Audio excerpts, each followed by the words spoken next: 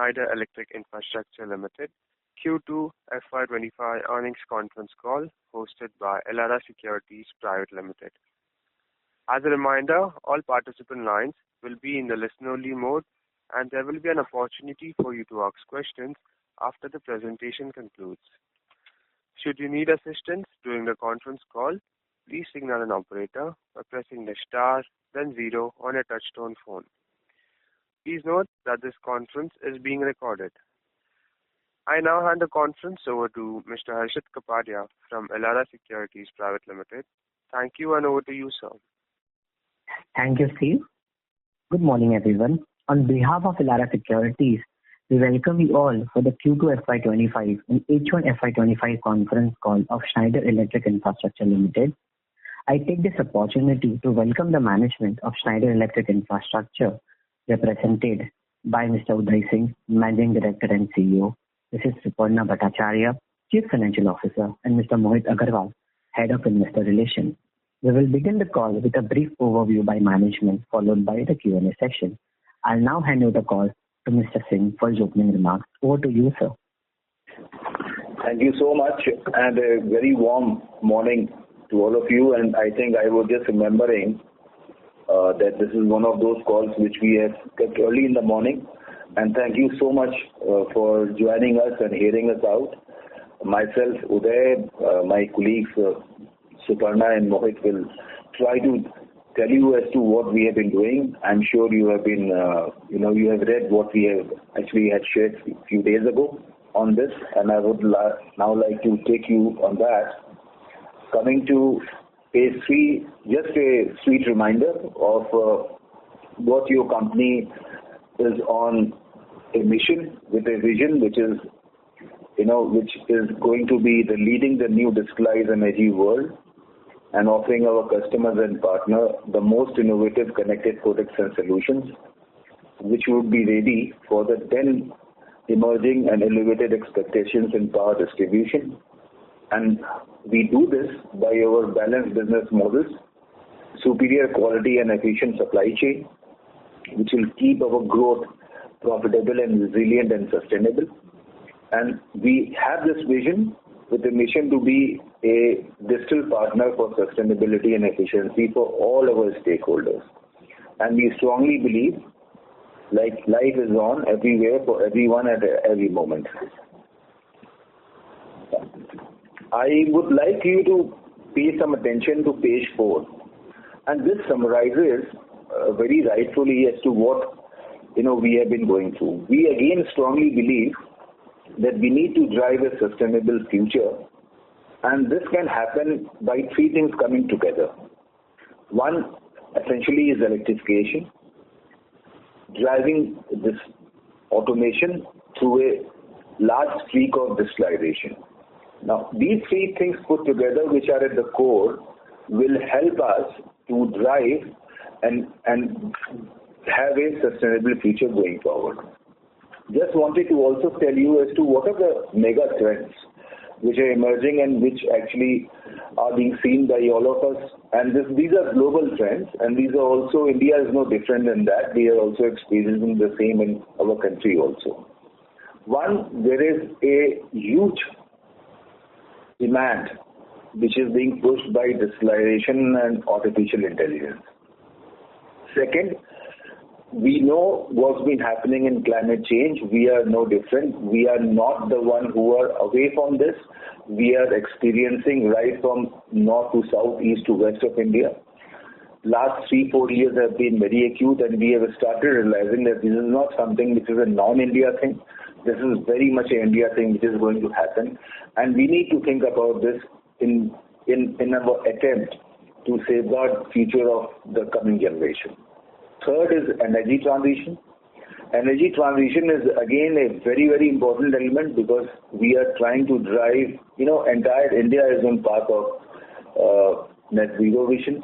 We are trying to see as to how do we get it, and the best thing would be, which government also, as you know, is thinking, is trying to come out or change or give up fossil-based or fossil-derived energy. Therefore, this is going to happen. And if you leave fossil, what is left is electricity, and that is something perhaps which will drive the future of your business. Evolution is wealth, very, very important. I think India stands at a very sweet spot here. The population, the average age of the general youth,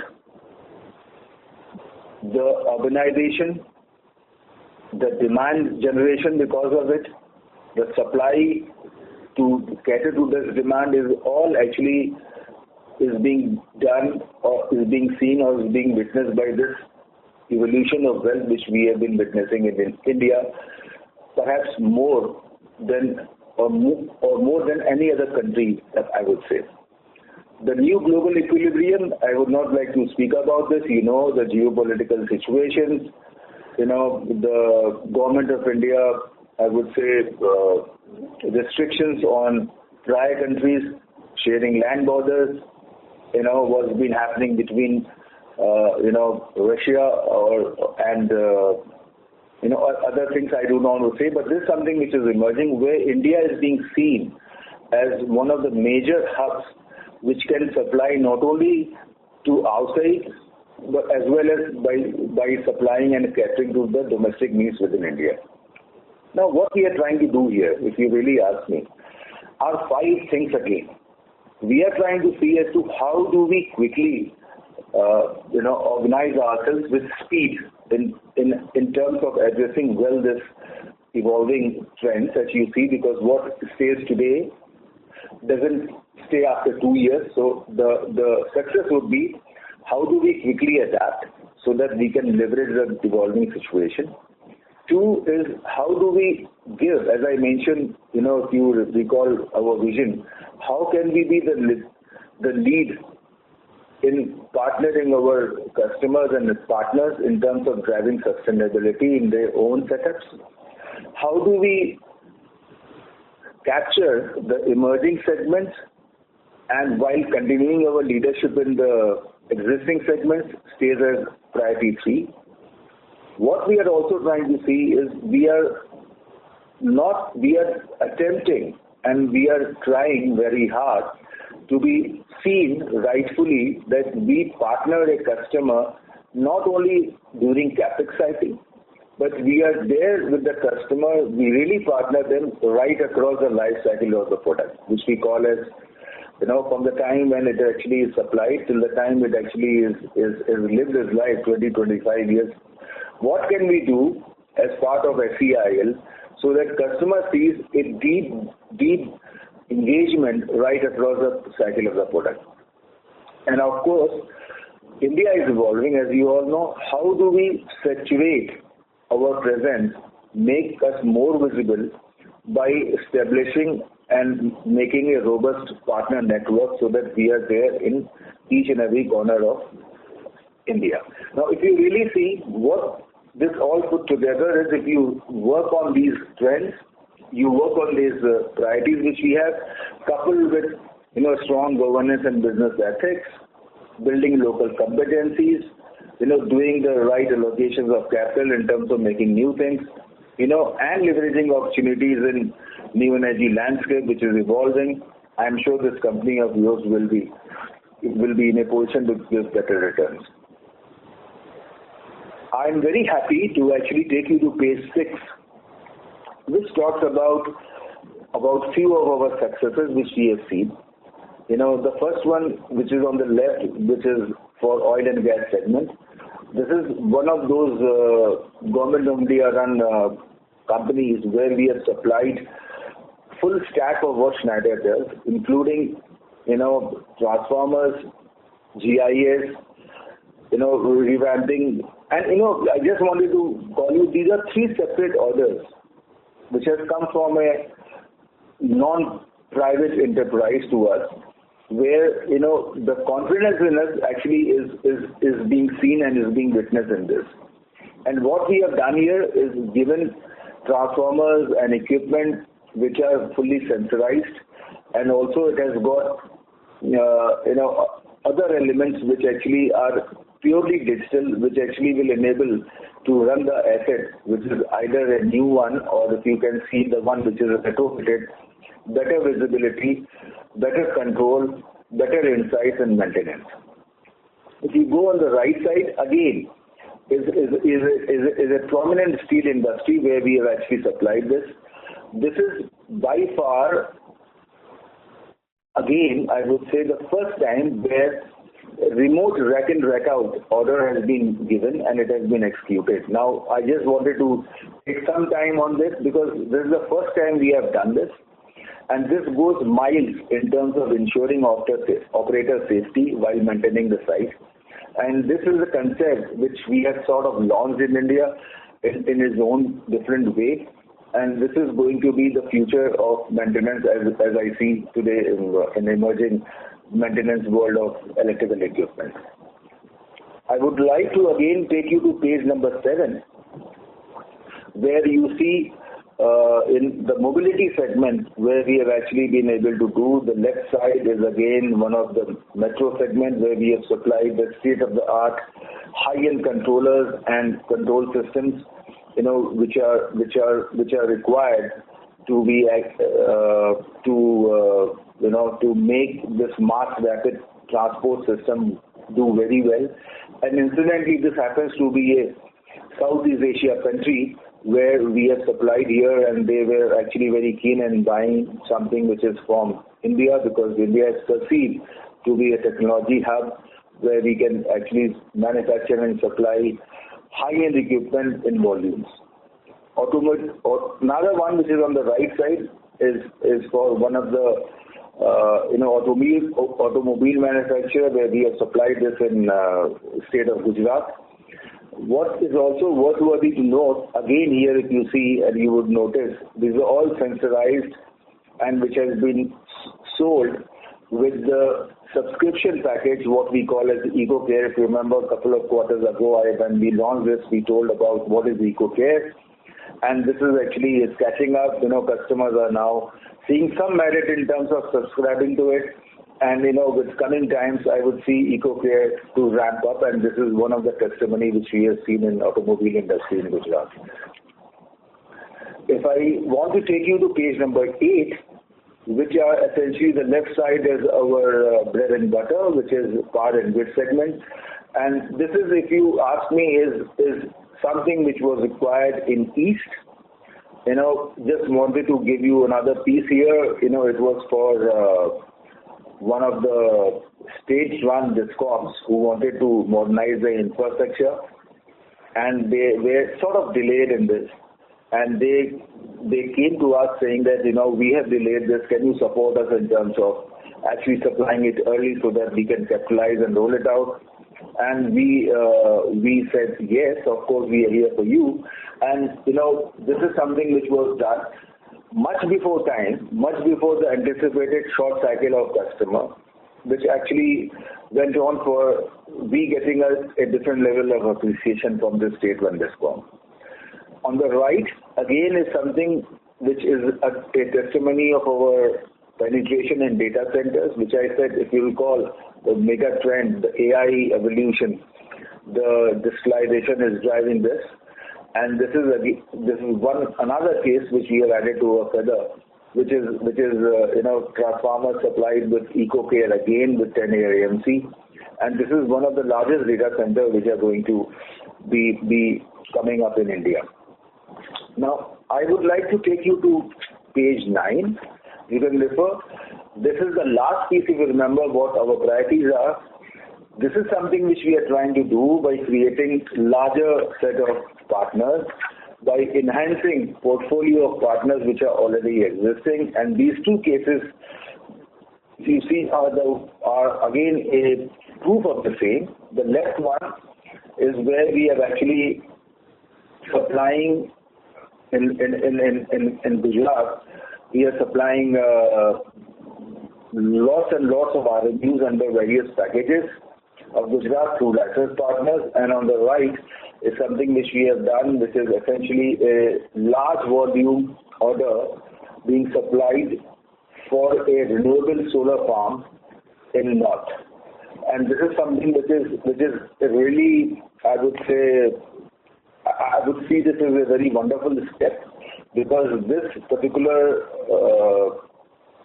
breaker which we have developed rightfully caters and is more than adequate to what solar power generation farms in India would require. So this is one of the first orders which we have got through an established partner, being supplied to a known named solar developer in India. I would like to take something which is on page 10, which is very relevant and important. I would like to say is slightly technical. Sorry about this, but just wanted to tell you as to how your company is extremely progressive in terms of digitalization. You see, what we have realized, and is a known fact, that about 40% of fire which takes place in electrical equipment is because of partial discharge. What we have done here is a sense where we have put partial discharge sensors in the equipment, which you can see on the left. I don't want to take a lot of time on this, but the basic idea is that we have now sensors which are partial discharge sensors, which rightfully flag and come out and flag and give a signal if there is any partial discharge happening inside the equipment, which means that this eliminates any possibility of equipment seeing a partial discharge and therefore avoiding any partial discharge-led shutdowns. Now, what are the benefits? Benefits, of course, is the customer sees that the plant is maintained, is more efficient, so better, more environment friendly, more sustainable. It can, of course, give insights so that the customer need not do the regular maintenance. They come back when the maintenance is required. Therefore, securing and ensuring the maintenance costs going down. And of course, it is more safer, more reliable. I will come to my last slide, after which I will hand over to Suparna, because I'm sure you must be having very keen interest in looking at the numbers. But just wanted to take some time on page 11, which is again something which is very different, very unique from your company, which is a mix of augmented reality, virtual reality, and mixed reality.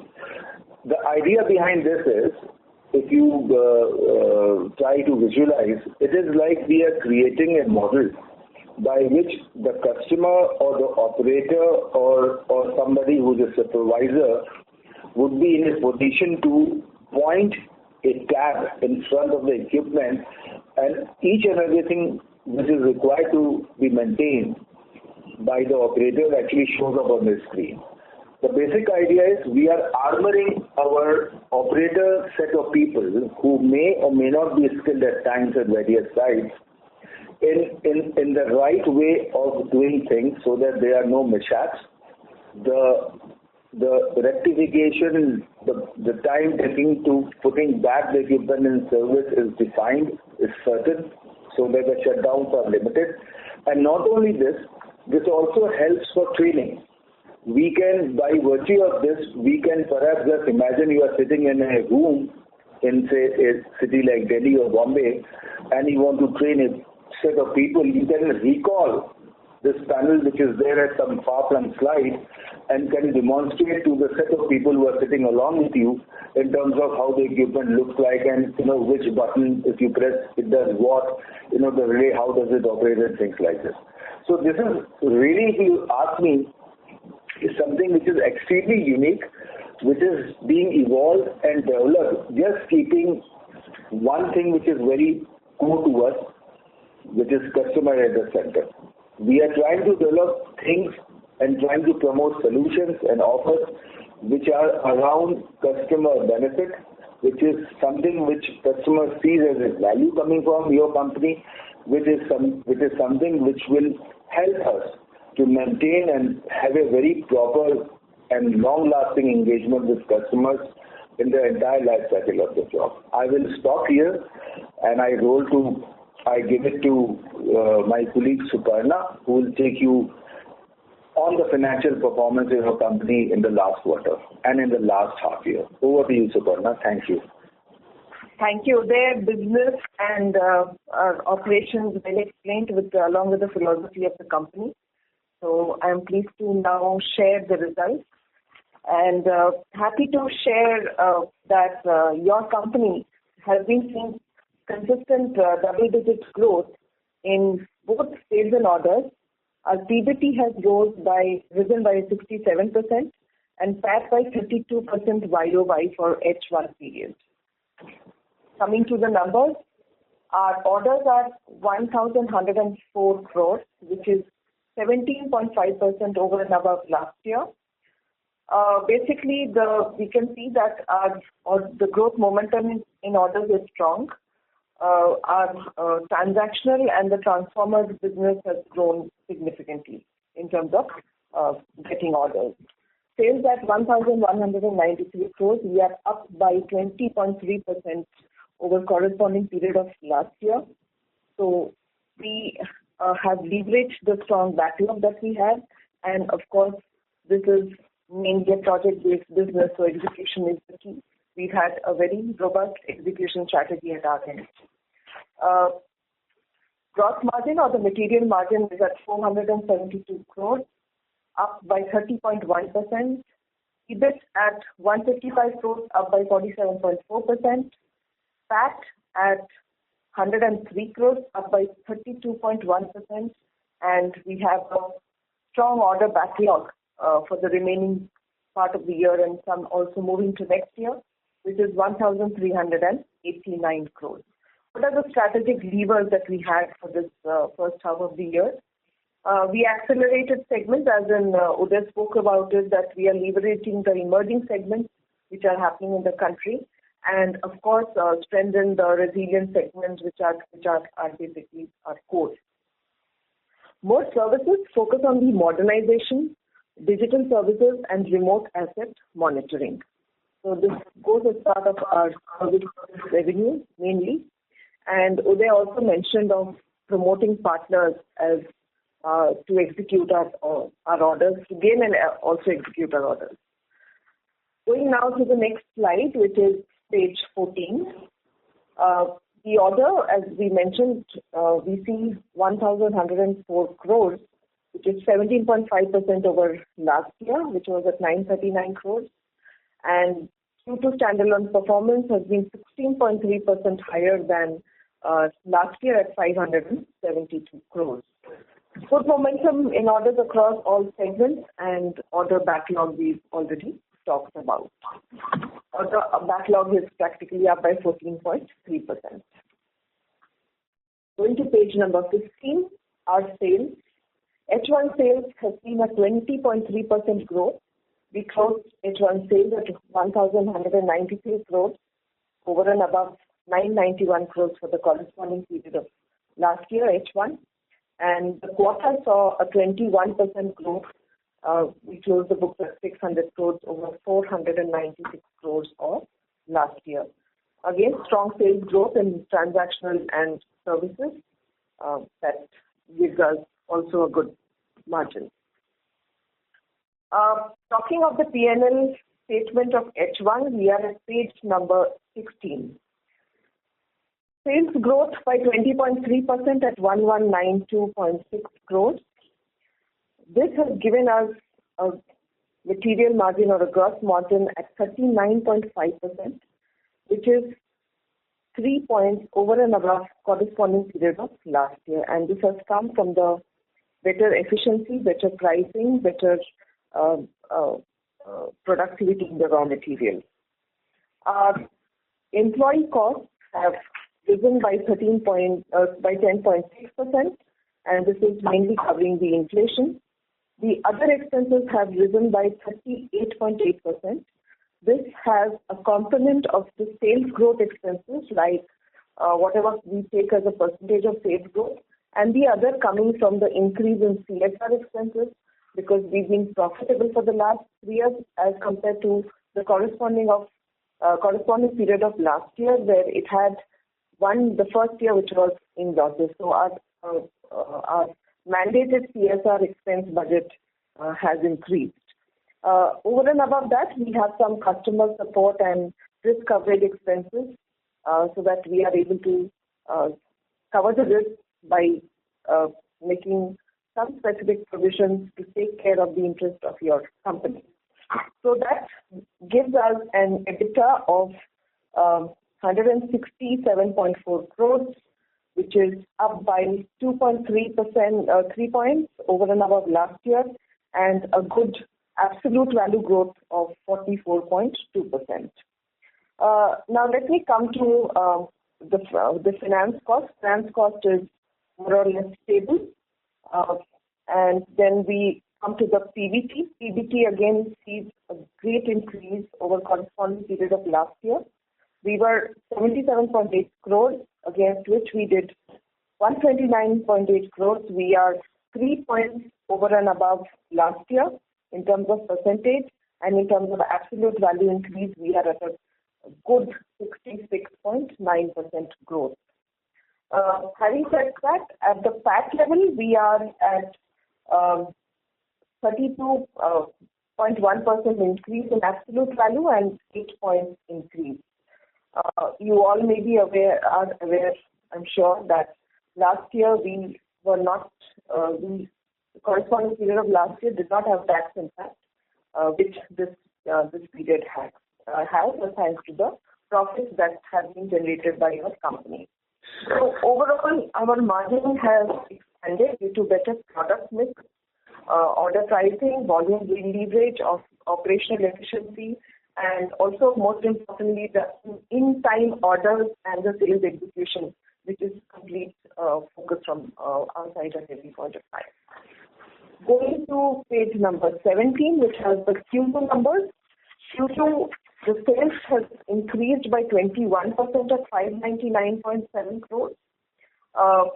Material costs are at 376 crores, and which has given us a gross margin of 38.8%. Again, this is higher by 2.4 points over corresponding period of last year. And the other expenses, yes, agreed, a little skewed this quarter, but it is a very judicious reason why we have some expenses with respect to, of course, those expenses which are coming directly as a percentage of sales, as well as some specific provisions and CSR expenses that we have done. Depreciation, not much change. Finance cost almost stable. And coming to the PAT, we are at 54.3 crores, which is 26.7% higher than last year in terms of absolute value, and as we are at 0.4 points over and above the percentage. Just to give a reason for why the deferred tax number has come. So we have reversed deferred tax liability of 5.8 crores in this quarter on account of the recent amendments in the taxation of long-term capital gains. So this is, as you are all aware, that the tax on long-term capital gains has reduced from 20% to 12.5%, and the indexation benefit which has been removed. So this is the impact of the change in the taxation calculation, and at the PAT level, we are higher in terms of the absolute value. So thank you for all your support, and this is all from my side, and now we are open for questions. Thank you very much. We will now begin the question and answer session. Anyone who wishes to ask a question may press star and 1 on their touchtone telephone. If you wish to remove yourself from the question queue, you may press star and 2. Participants are requested to use handset while asking a question. Ladies and gentlemen, we will wait for a moment while the question queue assembles.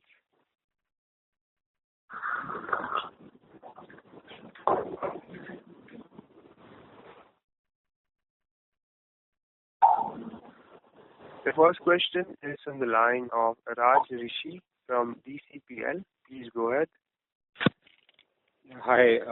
This change of regime in US, do you expect any change in business prospects for Schneider given, the take on climate, etc. by the new regime? Can you hear me? Mr. Raj, thank you for asking this. What's been happening in India, which perhaps I see myself personally for last about 3 years or so. There is a lot of growing tangible sensitivity around being more sustainable in our operations, which is what India industry and other stakeholders are looking for. If you ask me, as a matter of fact, they are now, that BRSR is something which is being mandated, and there is a growing, I would say, sense which is emerging around how can we be more efficient, sustainable in our operations. And India offers a very, very landscape, if you really ask me. There are a lot of industries which got established and this was not at the radar at all. And now people are getting sensitive around this as to how do we electrify the processes which we have. And when I state this can go to any sort of industry. This can go to metal industry, this can go to, any fertilizer industry in terms of how do we save on carbon footprint. And this, of course, and I'm pretty certain that going forward, this is going to be very much applicable and very much relevant for a country like ours. Okay. And in the previous con call, I'd asked you about, the estimate is that, trillions of dollars would be required for meeting certain targets, etc. And, Schneider is right at the center of that particular aspect. So, any comments on, where do you stand, and especially the listed entity?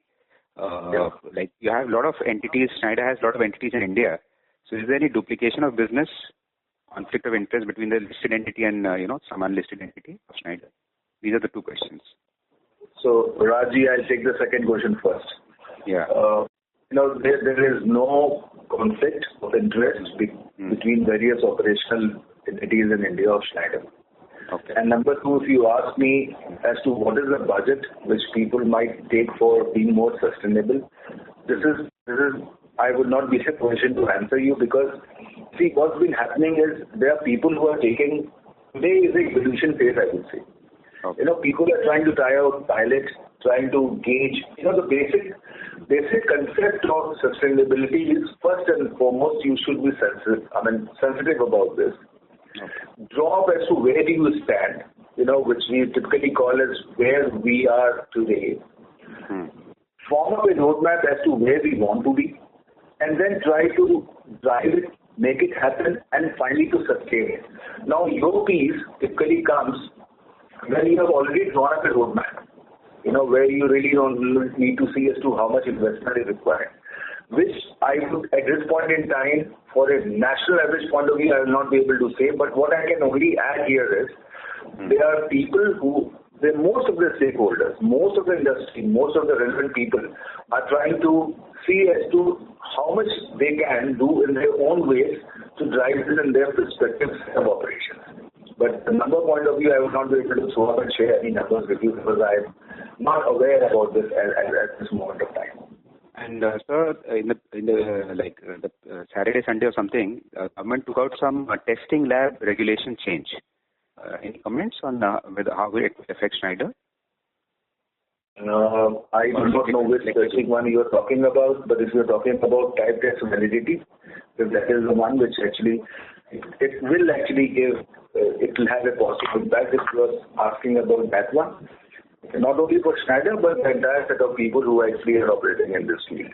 So it is more, the government is trying to get, or rather there is a draft, that's what you are referring to, whereas what should be the period or the validity of a type test on a certain equipment. Okay. That is it. Okay, thank you. Thank you. Thank you. Before taking the next question, we would like to remind participants that you may press star and 1 to ask a question. The next question is from the line of Mohit Kumar from ICICI Securities. Please go ahead. Yes. Good morning, sir. Thanks for the opportunity. The first question is, sir, how to approach a client because Schneider provides so many products like For example, let's say a data center guy, right? He needs a host of products, and we as a BP provide certain products, and there's a thermal cooling products, and there are some other low voltage products. So how does Schneider as a approaches the client? How does the sales happen? How do you collaborate with these other entities of Schneider? Thanks, Mr. Mohit, and thank you for asking this wonderful question. You are absolutely right, and that is what we also believe, that we should give a full Schneider portfolio to have what we call as one SE experience by the customer. Now, absolutely on the dot, which you are saying. If you were the one who actually had to put a data center, our teams would have approached you and would have told you as to what is going to be the power system distribution along with cooling equipment, right from the time when you receive power from the grid at 132 kV. By putting a transformer and going up to the right end, which is, you are absolutely right, on the LV distribution piece, fully engineered, fully optimized, and fully aided with software, so that the maintenance part, the energy consumption part is very well taken. So if you ask me, is the transformer is the main receiving equipment? If you come to data center building, you talk about the power distribution, you talk about chillers, you talk about HVAC, you talk about other fans, you talk about LV busways, you talk about LV switchboards, and you can so it's a full comprehensive solution, which is along with it. You talk about BMS system, you talk about UPS, you talk about everything. So Schneider as a group actually can offer many solutions and offers which actually can cater to data center developer, hyperscaler. So that's what we do. Understood. My second question is on I see a lot of 11 kilovolt ring you have in this quarter. Is it related to the way the RDSS reform development scheme of the government of India is panning out? And are you very optimistic that this kind of orders will only increase in the next 12 to 18 months? I'm sorry, Mr. Mohit, you were not very much audible to me. Can you repeat it? I'm so sorry. Let me just repeat. The reform development scheme of the government of India for the DISCOM is being rolled out, right, as we speak. Yep. Are you seeing the higher inquiry from the DISCOMs or let's say EPC partners for those for your products? Yes. In fact, that stays as a mainstay, Mr. Mohit, of our business. One of the major drivers is this RDSS scheme, perhaps, which you are referring to, which talks about 300,000 crore lakhs of investment in India. And that certainly gives us impetus to people like us. And where the play of, if you recall, the scheme is essentially around two things. One is, how do we strengthen the already existing network?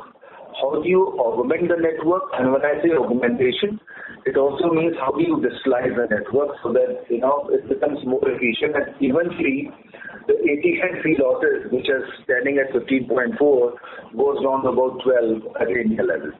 Now, this certainly does. The question is, does it give us some extra amount of business or continued business? The answer is yes. Now, what it typically also depends is which state is investing, which is sort of, I would say, affected by the political situation of the state. And at times, there is a deferment of certain projects or certain elements which do happen. But overall, if you really ask me, answering your question is yes, this scheme helps us out. Understood. Thank you, and all the best. Thank you. Thank you. Thank you. The next question is from the line of Aditya Deora from Divisha Investments. Please go ahead. Good morning, Uday sir. Sir, in our parents' commentary, it was mentioned that the energy part of the business for India grew double digit, while the industrial automation was down year on year for the India unit. So is it similar for us, or is there a variance for our operations? Aditya, thank you. And it is quite similar. You see, industrial automation may be slightly different, and it is a bit low, I would say, because when the such announcement is done or such things are declared, it is declared for the entire industrial automation space. Now, this company of yours typically do what is around the substation automation. We are not into discrete selling of automation components.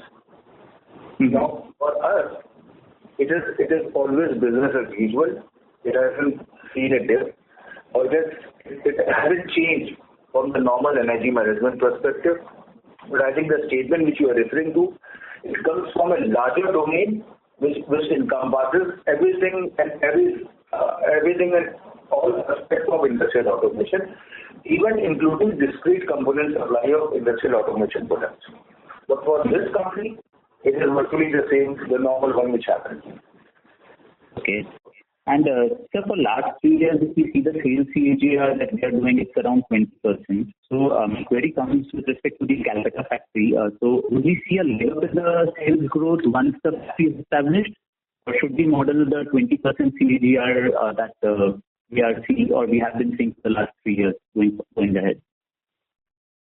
I think I'm very positive about it, but I am not in a position to give you some insight as to how the future numbers will going to look like. Calcutta is going to have a positive impact on us, but how will it impact the run rate of 20?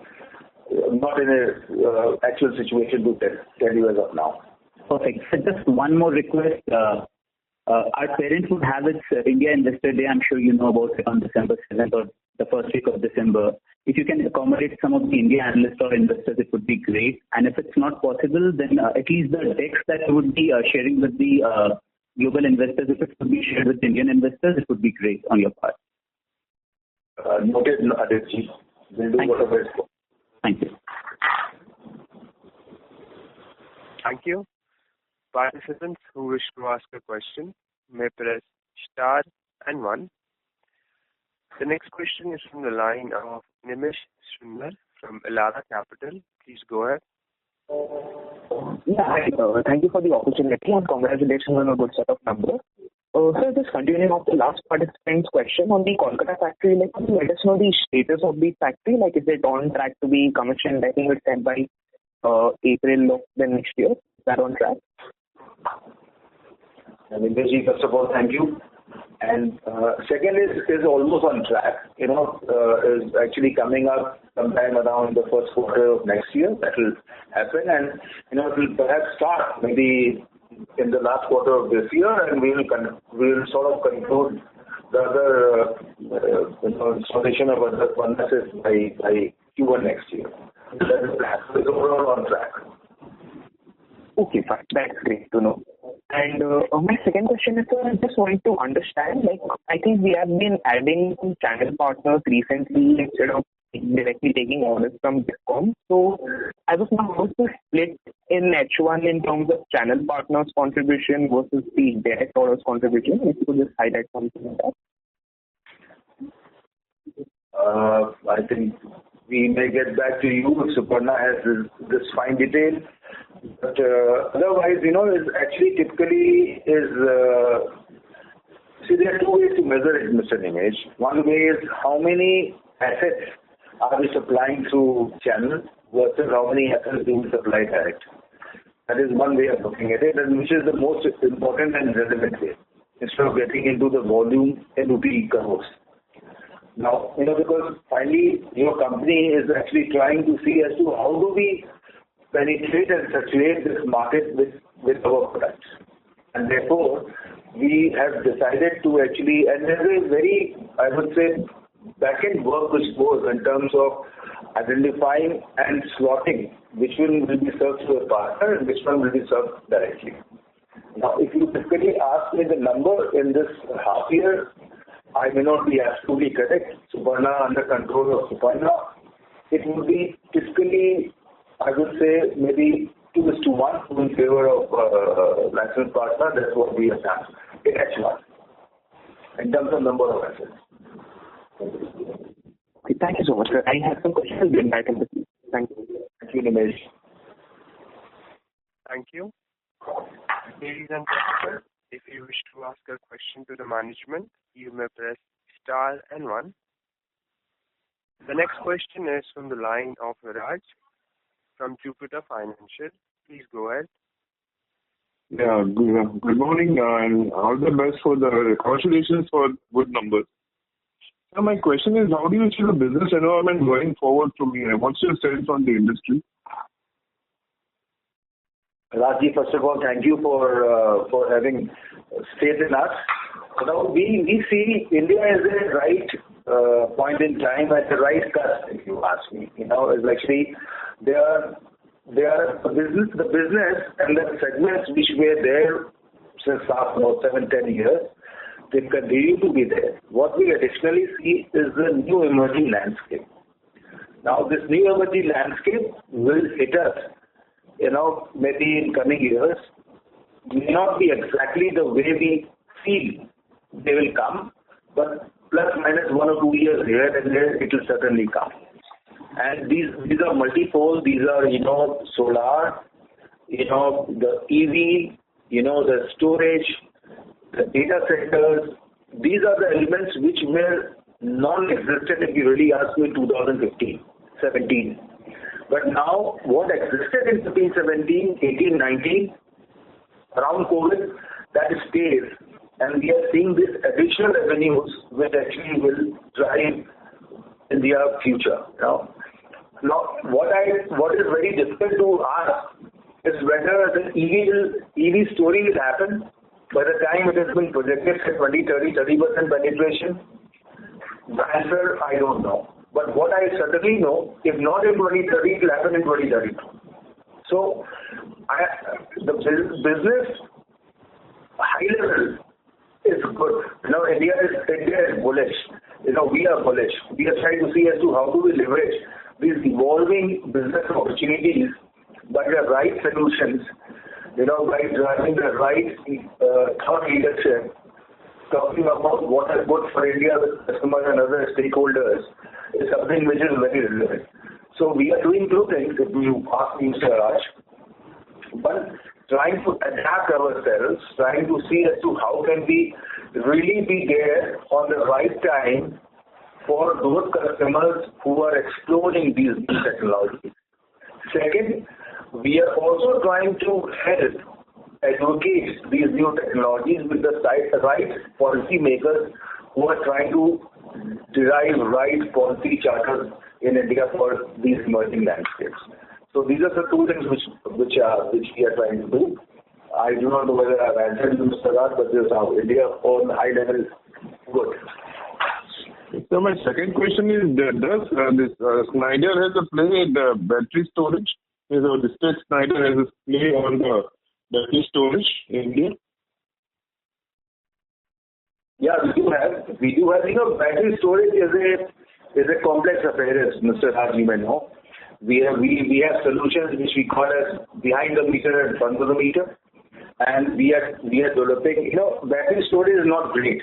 What we are trying to be is talking about what different approach we bring to battery storage. That is something which we are discussing, we are talking about, and we are going to have a decent play in that in time soon. And so my last question is on the breakup of sales and order book. This is from Suparna ma'am. Yeah. Yes, please. Yes, ma'am. Can you give me a breakup of your order book and sales? In terms of the transactions, etc. And intergroup orders. And also? Intergroup orders, ma'am. So we have the breakup for two zones. System is at 70%, transaction 19%, services 11%, and group company is 21%. This is order book breakup or sales breakup? This is the sales breakup. Okay, and the order book breakup would be now?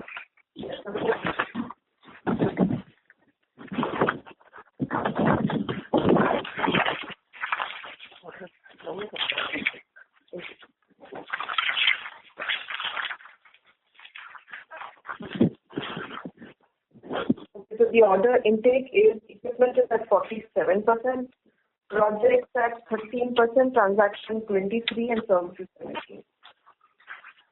And intergroup? Intergroup, we do not capture orders as such, but it is indicated number is close to 125 crores. Okay. Thank you and all the best. All the best to the team. Thank you. Thank you very much. The next question is from the line of Rohit Maheshwari from Tata AIG. Please go ahead. Thank you, sir, and congratulations for the good set of numbers. So my first question is, can you give some sense from the first half of the total order, how much will be from the private versus public? And because of H1 FY2025, there was election year. So, like, do you see the H2 better than H1? Like in terms of order pipeline. Rohit, thank you for asking this. I would not have a right split, but typically we are exposed to about 40% plus minus 5% here and there with government.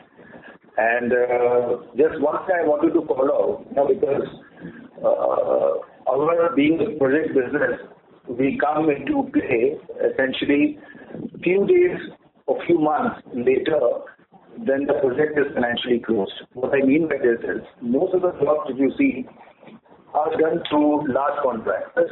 So the process is tendered by government.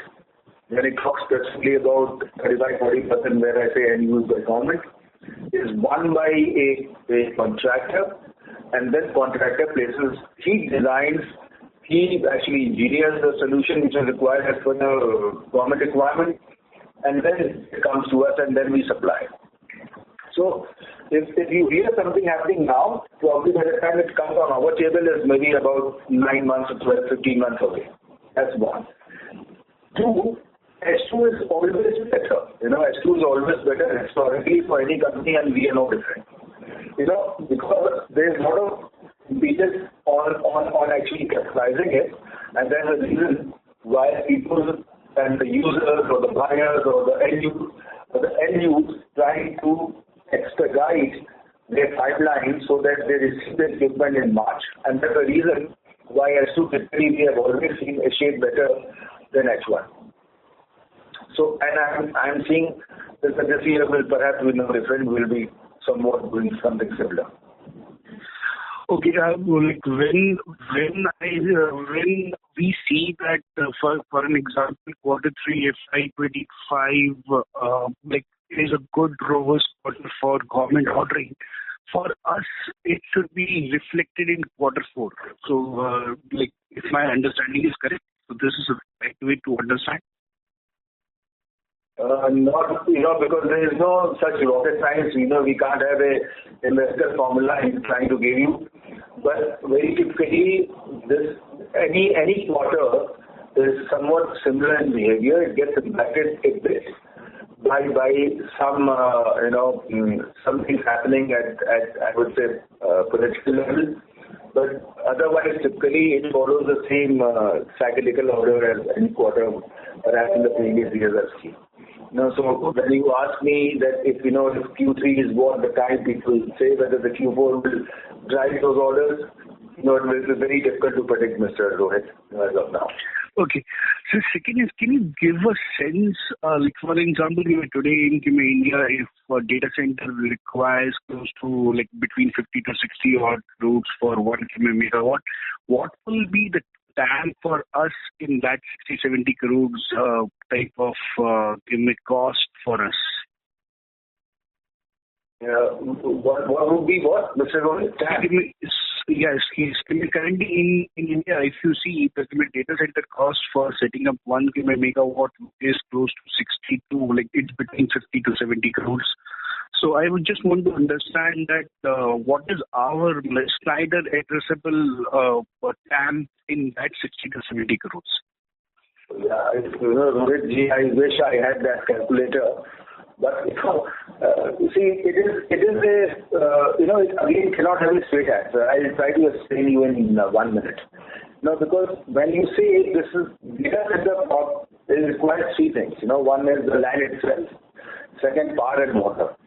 Now, it really depends as to how the distribution is, what is the incoming power level at which the figure is being taken, how they are distributing it, whether they are going to keep 11 kV distribution, 33 kV distribution within the data center building. So typically it actually is a combination of all. There are times where the power number per megawatt of industrial load is actually a bit different. Depends on what configuration the hyperscaler is trying to put up the data center at.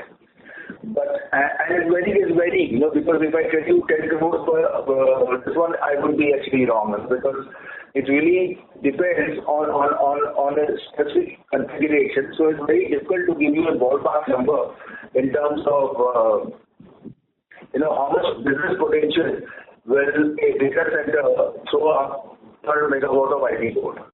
Very difficult. So, but what I am saying is, with all the hyperscalers, with all the colo developers, we actually are, we are connected, we are supplying various equipment from this company. So, data center does offer a very positive thing going forward for us. Thank you. So just one last question, if I can ask.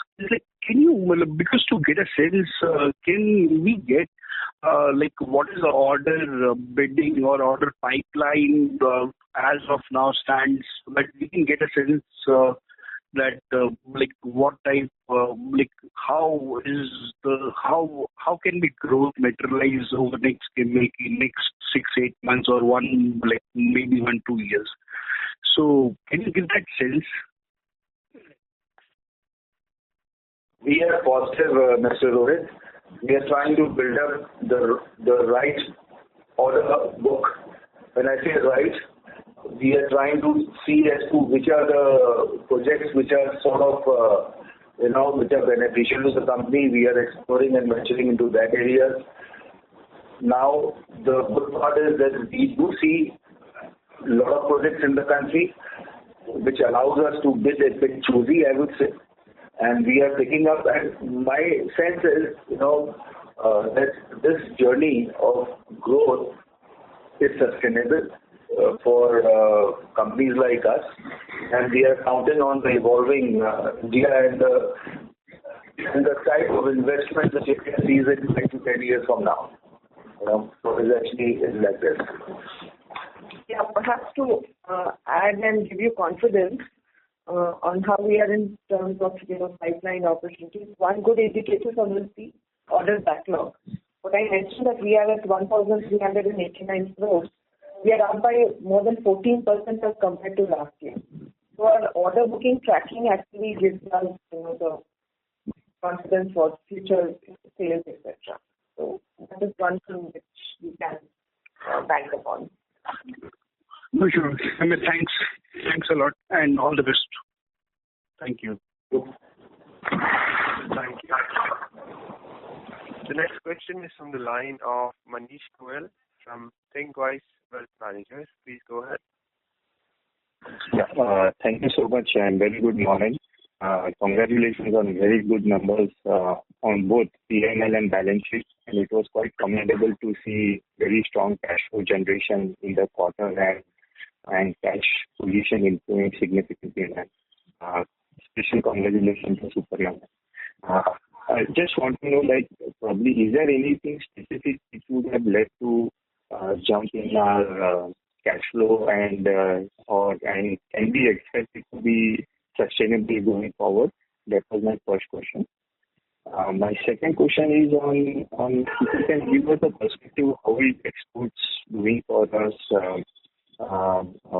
what is the outlook and what is the current revenue share? If you can provide some perspective, are we probably looking at some of the products? I believe definitely once vacuum interrupters factory comes up, definitely that will help. But beyond that, how is exports doing for us and what are the prospects?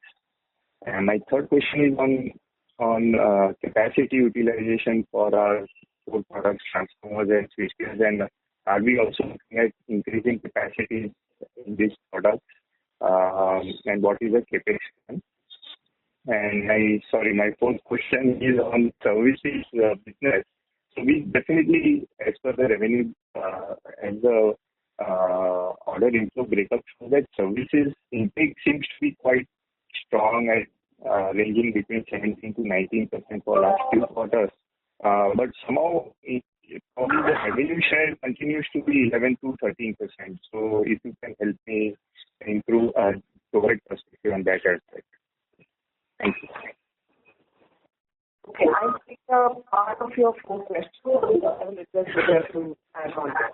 So for export, we have been, out of our total sales, we have been 40% of that approximately comes from the export.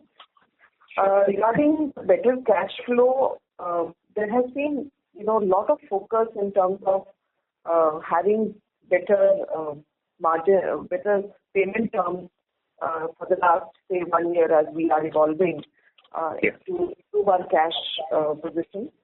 A lot of impetus on, getting on-time collections. If the collections are little delayed, we are practically camping at customer sites to, get those collections. And inventory management has been better. Payables management has been better. So all put together, and not forgetting the cash which is coming from the good profitability that we have. So all these things are contributing for a better cash flow. I hope that suffices your answer. With respect to maybe capacity utilization, Uday, you can comment, and also on the services part. Yeah, Manish, I'll be quick because we are almost at top of hour. In fact, we have exceeded by 2 minutes. And, we are ramping up our capacities as we see our needs going forward in the plants, number one. Number two, the services piece is cyclic, and the focus stays on services for the business because that is where we differentiate ourselves in terms of giving a value-add services to our clients. 1 quarter here and there doesn't matter, but overall our objective and alignment is to drive more and more services piece duly propelled by a new offer which we have launched, which is EcoCare. I'm sure Mr. Manish, you may be aware. No. Yes. For these two things, and if there are any further details, I think perhaps we will connect it later. And my submission is that maybe perhaps we have for the time, so we can perhaps like to continue. Thank you for that. I just want to clarify the revenue breakup provided by energy was for the quarter 2 or half 1? I'm sorry, can you please repeat your question? No, I'm asking that revenue breakup what you provided, 70%, 19 and 11. Was it for quarter 2 or was it for first half, ma'am?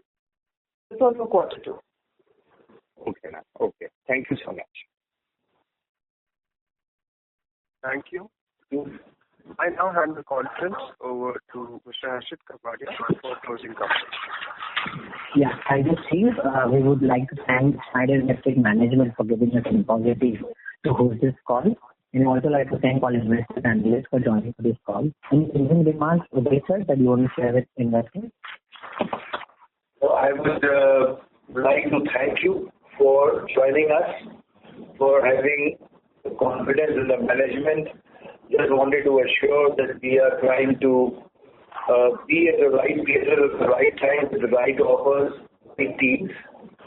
And thanks again for joining, and see you next time, maybe another about 90 days away. And I wish a lot of festivities, a very happy New Year, a very happy Christmas. Looking forward to all of you and your families. Thank you so much. Thank you. And thanks to Harshit and Team Elara for your support. Thank you. Thank you. On behalf of Elara Securities Private Limited, that concludes this conference. Thank you for joining us, and you may now disconnect your line.